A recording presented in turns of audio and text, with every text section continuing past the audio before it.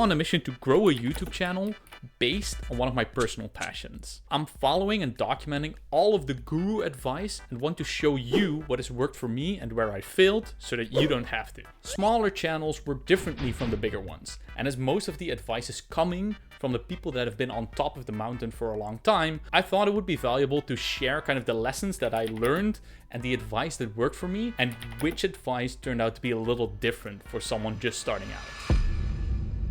I'm someone who can obsess over things. When I like something, I dive into it as deep as I can. And that's why I did a ton of research before I started. In general, this whole research helped out quite a lot. I think especially comparing what I'm researching and learning about YouTube to things that I know in my current job or in my current life has been able to kind of open my eyes to possibilities and give me specific edges in some of the things that I did. For example, as I come from gaming, mostly mobile, I know the facts about grabbing attention, popping colors, things like that. I'm a really shitty artist, but it's just something that I'm aware of, which can help me in my titles and thumbnails. And I think this is kind of true for everyone. Let's say that you're a student, then your superpower at the moment is studying, right? So studying YouTube should be a lot more natural to you than to someone like me who hasn't studied for over 10 years. In addition, maybe you're a realtor, right? You have this innate kind of power to pitch at that point, to sell things. And this is great when you're trying to record a video. And I think that's my first learning and my first advice. Do the research and follow the experts, because they have a lot of meaningful shit to say. And secondly, know that you have something unique to bring from your personal life, your personality, or maybe your current job. And by following this, like the advice that I gathered from my research and trying to kind of leverage my own strength, my first video actually did really well. I think it's still the best performing video to date, purely because I was so focused on making it in a way where I would tick all the boxes. Oh, and by the way, real quick, if this video reaches enough kind of views and likes, like it reaches an audience that is interested in it, I will release kind of all the research I did. I'll polish it up a bit because right now it's mostly notes. And I'll release it and everyone can just get it for free, and I'll let you know in a video. But I first need to know if it's worth it to polish up before I kind of get it out there. So my reason for going to YouTube is probably a little different from most people. I wanted to go to YouTube to create games that would creatively fulfill me, right? I wanted a platform where I could share my journey and maybe eventually share my games on. And this immediately carved out the niche that I was gonna kind of play in. That being said, if I follow all the advice, it should also mean that my channel should be hyper focused on making games.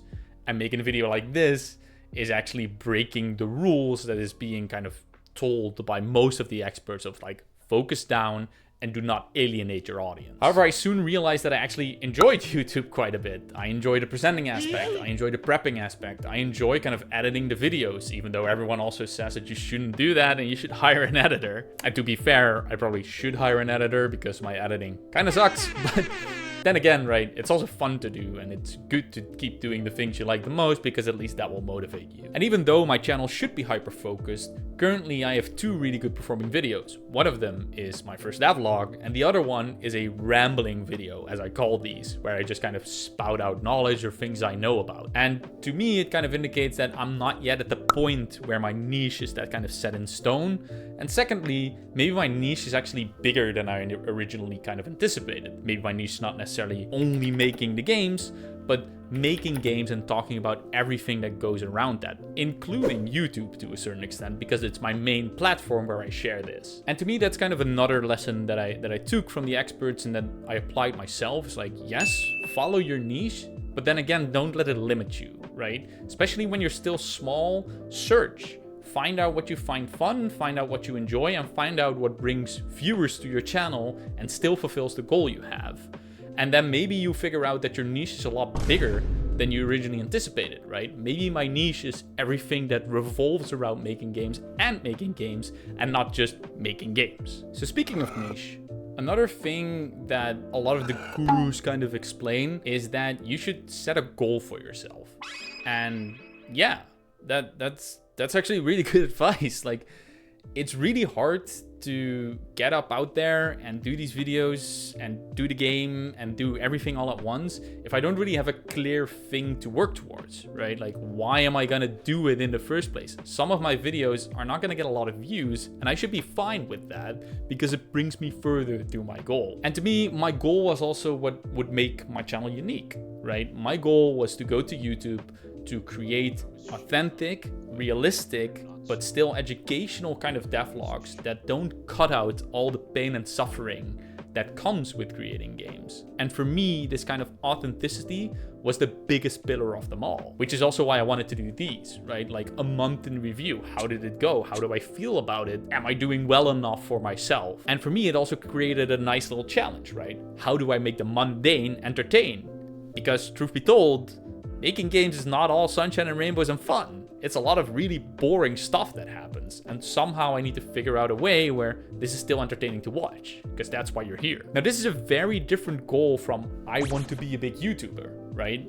I have a goal of what kind of message I want to get out there and what kind of fulfillment that would give me. And I think that there's a lot of videos out there that just try to teach you how to game the system. And there's nothing wrong with that, right? Like, if you want to be really happy making a bunch of these ASMR type of shorts and just farm subscribers that way, do it. Like, no one's stopping you. The system is built in that way for a reason. In the end, entertainment is a really cutthroat business. Whatever works, works, and whatever doesn't, doesn't. That being said, if you're not super passionate about making ASMR type videos or ASMR type shorts, in the long run, you might have a really hard time to keep motivating yourself. Because even if you reach the 1 million views with one of your shorts, if the next one only does 500,000, which is still really good, you might feel demotivated immediately.